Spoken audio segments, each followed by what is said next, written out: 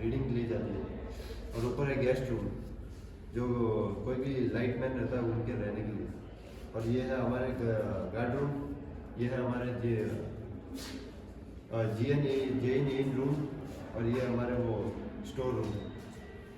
अगर भारत के जनरेशन की बात करते हैं, इलेक्ट्रिसिटी जनरेशन की बात करते हैं, तो अपने पूरे भारत के अंदर 11 kV का जनरेशन होता है।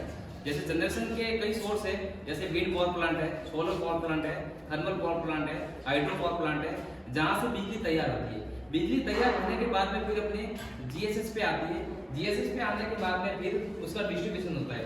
इन लोगों ने जो प्रोजेक्ट बनाया है वो 132 kV जीएसएस का बनाया है। इसमें इन लोगों ने जो इक्विपमेंट लगाए हैं कुछ इस तरीके से बताया। मैं आपको बताना चाहूंगा कि 132 kV जो 220 जीएसएस होता है, वहां से 132 की जो सप्लाई होती है वो यहाँ पे आई हुई है। सबसे फर्स्ट टॉप पे जो लगा हुआ है वो है अपना एलए है, जिसको अपन लाइटिंग अरेस्टर बोलते हैं। लाइटिंग अरेस्टर का काम होता है कि जो आकाशीय बिजली होती है उसको भू संपर्कित कर देता है, यानी आकाशीय हैवी होती है कि पूरे इक्विपमेंट को जला सकती है। उसके सुरक्षा के लिए यहाँ पे एलए लगी हुई है। इसके बाद में एलए के बाद में आगे जो सप्लाई जा रही है वो जा रही है आइसोलेटर के ऊपर। आइसोलेटर का काम है कि पूरा जो सर्किट होता है उसको ऑन ऑफ करना, यानी आइसोलेटर लगा होगा तभी अभी पूरे अपने मेंटेनेंस कर सकते हैं, वरना अपन मेंटेनेंस भी नहीं कर सकते।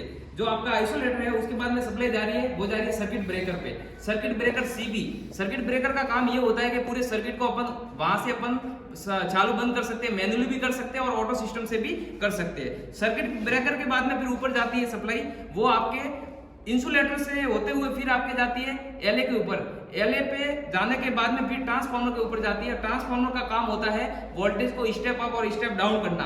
अपन जीएसएस जो अपन ने बनाया है वो 132 से 33 कन्वर्ट का बनाया है, इसलिए अपने पास जो जीएसएस होगा वो स्टेप डाउन प्रकार का होगा। और सप्लाई आने के बाद में जो ट्रांसफार्मर है उसको 33 में बदलना है, और 33 में बदलने के बाद में फिर आगे सप्लाई जा रही है। आगे सप्लाई जाती जाती फिर सबसे पहले आ रही है सीटी के ऊपर। सीटी का मतलब होता है करंट ट्रांसफार्मर, जो कि पूरे जो लाइन होती है लाइन के साथ में सीरीज में लगा रहता है, और इनका मेन मकसद ये होता है कि जो करंट होती है उसको मेजर करके देता है। इसके अलावा एक पीटी होती है जिसको अपन पोटेंशियल ट्रांसफार्मर बोलते हैं, और उसका कार्य होता है ये समांतर क्रम में लगी रहती है और जो वोल्टेज होता है उसको मेजर करके देता है अपन को। 33 की लाइन आगे जा रही है, उसके बाद में एक और अपने पास में एक आइसोलेटर लगा हुआ है। इसका भी काम यही होता है कि पूरे सर्किट को ऑन ऑफ करता है या फिर बंद चालू करता है। फिर सर्किट ब्रेकर भी लगा हुआ है। फिर आगे 33 की सप्लाई आगे जा रही है, और फिर आपके जो 33 वाला जो ट्रांसफार्मर है इसके ऊपर जा रहा है। और 33 का जो ट्रांसफार्मर है ये भी अपने स्टेप डाउन प्रकार का है। ये भी 33 की जो सप्लाई है उसको 11 में बदल रहा है, यानी 33 kV को 11 में ट्रांसफर कर रहा है। इसका मतलब ये भी स्टेप डाउन प्रकार का है। और 11 की जो सप्लाई है वो आगे की तरफ जा रही है।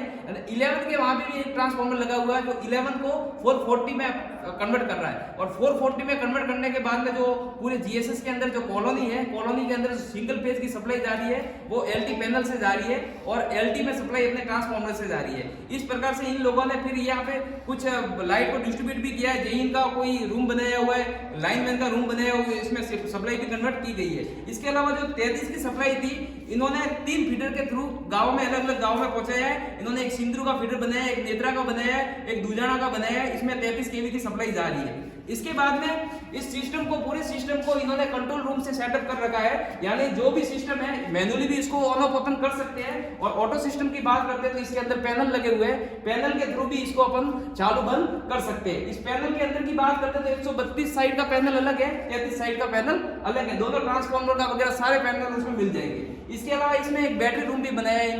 इसमें बहुत सारी बैटरियां लगी हुई है।